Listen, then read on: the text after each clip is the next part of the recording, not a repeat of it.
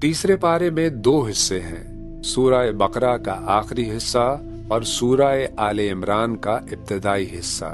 پہلے حصے میں سورہ بقرہ کا بقیہ مضمون بیان ہوا ہے اور اس حصے میں 3 اہم باتیں بیان ہوئی ہیں۔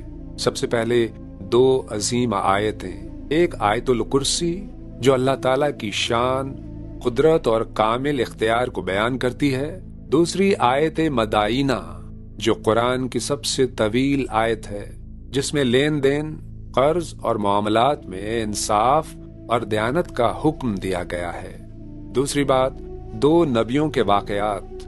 پہلا واقعہ حضرت ابراہیم علیہ السلام کا واقعہ ہے، جس میں حضرت ابراہیم علیہ السلام کی نمرود سے اللہ کی وحدانیت پر بحث اور مردوں کو زندہ کرنے کی قدرت کو دیکھنے کی دعا بیان ہوئی ہے۔ دوسرا واقعہ حضرت عزیر علیہ السلام کا ہے کہ اللہ تعالیٰ نے انہیں 100 سال کے لیے موت دی، پھر دوبارہ زندہ کیا تاکہ قیامت پر یقین واضح ہو جائے۔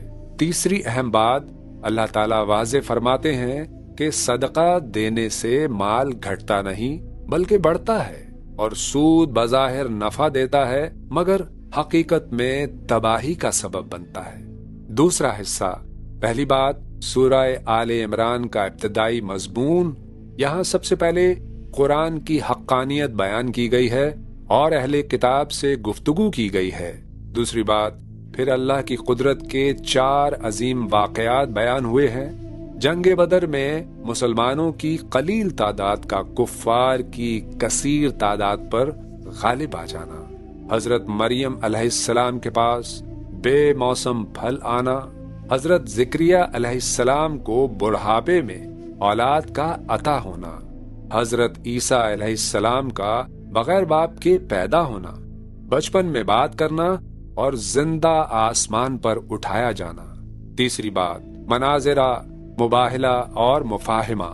رسول اللہ صلی اللہ علیہ وآلہ وسلم کا اہل کتاب سے بحث و مباحثہ اور مناظرہ ہوا، پھر مباہلہ کی دعوت دی گئی کہ دونوں فریق اللہ سے دعا کریں کہ جھوٹے پر لعنت ہو۔ جب وہ تیار نہ ہوئے تو مفاہمہ ہوا، یعنی سب کو ایک مشترک بات کی دعوت دی گئی۔ وہ مشترک بات ہے لا الہ الا اللہ تھی۔ چوتھی بات انبیاء سابقین سے عہد۔ تمام پچھلے انبیاء سے وعدہ لیا گیا تھا کہ جب آخری نبی حضرت محمد صلی اللہ علیہ وآلہ وسلم تشریف لائیں تو وہ ان پر ایمان لائیں گے اور اپنی امتوں کو بھی ان پر ایمان لانے کی تلقین کریں گے۔ اس پارے میں یہ پیغام دیا گیا ہے کہ اللہ کی ذات ہی کامل قدرت، زندگی و موت، نفع و نقصان اور ہدایت کا واحد اختیار رکھتی ہے۔ اللہ تعالی ہمیں قرآن کی ہدایات پر عمل کرنے کی توفیق عطا فرمائے، آمین۔